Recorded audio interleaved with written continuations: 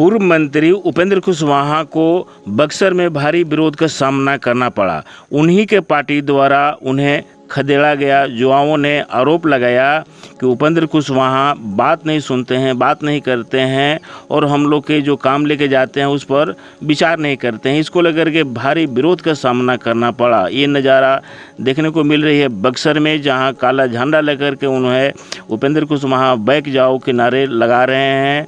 तख्तिए पर भी लिखे हुए हैं कि उपेंद्र कुशवाहा बैक जाओ, जिसका भारी विरोध का सामना करना पड़ा। इसके लिए पुलिस को काफ़ी मशक्क़त करने के बाद गाड़ी को जाम से हटाया गया। ये दृश्य, यह नज़ारा बक्सर अपना ही पार्टी के कार्यकर्ताओं ने किया है।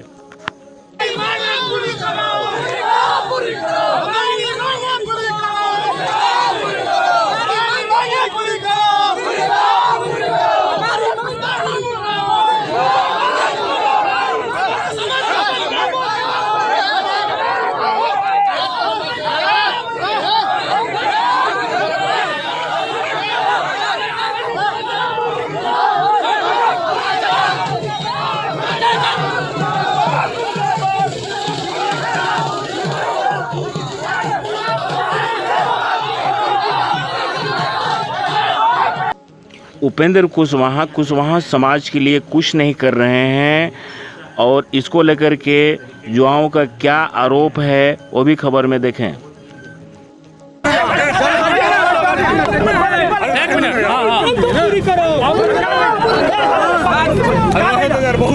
हुआ ये है कि हम लोग उपेंद्र कुशवाहा जी से एक मांग के लिए कई दिनों से 100 बार पटना में गए। हम लोग से ना मिलते हैं, हम लोग के बातों पर ध्यान नहीं देते हैं।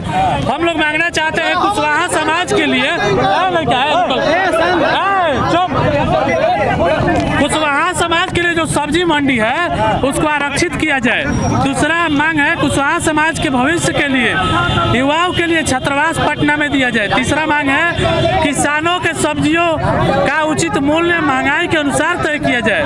चौथा है कुशवाहा समाज की भागीदारी सरकारी आयोग में दिया जाए। कुशवाहा समाज के लिए एक्ट बने, जैसे SC/ST एक्ट है, ताकि कोई भी अत्याचार करने वाला है वो कभी भी मारने पीटने से 100 बार सोचे पहले।